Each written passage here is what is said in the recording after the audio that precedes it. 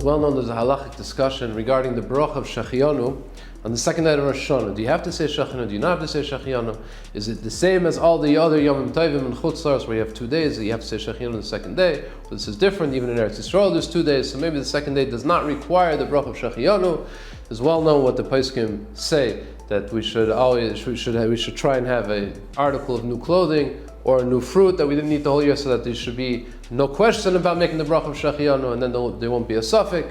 And if you don't have it, you can still say the bracha of Shechianu. This is a discussion which is halachic in nature, but the Shem Shmuel says that within this discussion we can find an idea which perhaps defines a very important aspect of the entire Yom Tov of Rosh Hashanah and the entire day of how we're supposed to approach what's happening on Rosh Hashanah. Shem Shmuel says as follows: in Parshas Emor, as well known, the Torah lists all the Yom Tovim starting with Pesach and different halachas that are connected with each Yom Tov. Pesach, and then Shavuos, and then after Shavuos, obviously Rosh Hashanah, Yom Kippur, and Sukkot. But in between Shavuos and Rosh Hashanah, there's one pasuk which seems completely out of place.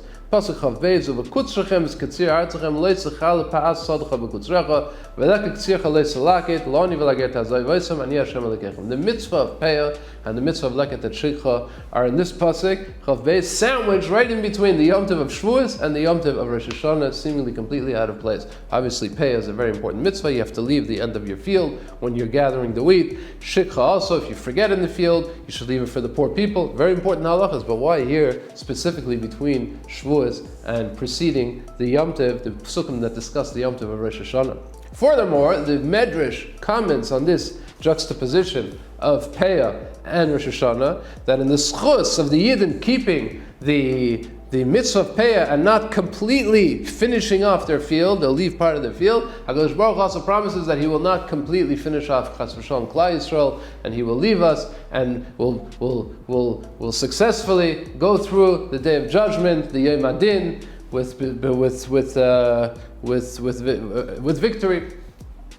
So again, the Medrash points out. The Medrash is pointing out that it's not just by chance that the mitzvah of Peah is next to Rosh Hashanah. There's a significant connection between the mitzvah of Peah and the Yom Tov of Rosh Hashanah. It says the Shem Shmuel as follows: usually, when we talk about giving up to Hashem, giving to a kohen, it's usually something at the beginning, Rashis.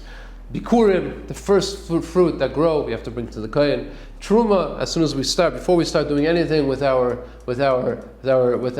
grains, we have to first give to the kohen, give to the Levi, give meiser. Challah, the beginning, before we cook it, before we bake it, as soon as we have the dough, we should give out the challah. Everything is focused on the beginning. Peah is the exception. Peah is at the end of a process. As you're cutting the field, you're getting to the end of the field. At that point, the Torah tells you, leave over a little bit of Peah. And this, says the Shem Shmuel, is teaching us that the Yid should understand, the Jew should understand, as he's cutting his field and as he's leaving the Peah, it should enter, the following thought should enter his mind. Sometimes we find ourselves at the end of a long process, which was unfortunately unsuccessful. Our spiritual dreams that we had last year, Rosh Hashanah, seem to have completely disappeared. We're standing today and we're looking back at the whole year. It looks like we're in the same place. We haven't moved an inch, and we can lose our motivation to try and do anything. It's all the way at the end. Everything is lost. What are we going to do? How can we restart? How can we become closer to HaKadosh Baruch Hu? It's at the end, says HaKadosh Baruch Hu, says the Torah.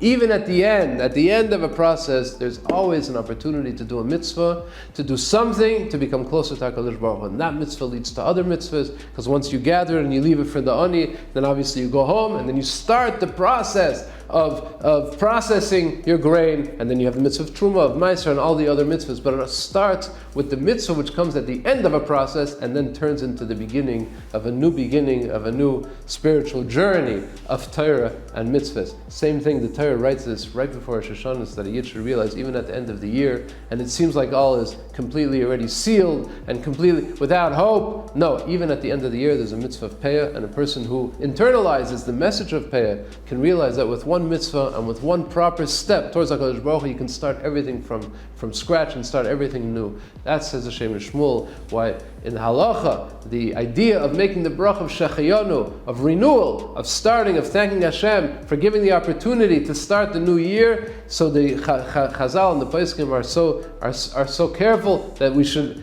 in any case, make sure that we have this bracha of Shachianu. Do something new. Do something to show that it's not ended. We have not ended. We're just starting. Everything is just starting.